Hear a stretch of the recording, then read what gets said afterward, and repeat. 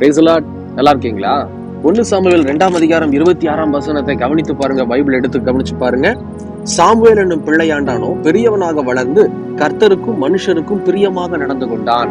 இன்னைக்கு நிறைய பேரு மனுஷர்களை பிரியப்படுத்த வாழ்ந்துட்டு இருக்கோமே தவிர கர்த்தருக்கு பிரியமான ஒரு வாழ்க்கையை வாழணும்னு சொல்லி நினைச்சு பார்க்கறதே இல்லை. அதுவும் குறிப்பா இயேசு கிறிஸ்துவுடைய பிள்ளைகளாகிய நீங்களும் நானும். இயேசு கிறிஸ்துவுடைய பிள்ளைங்க எப்படி வாழணும் தெரியுமா?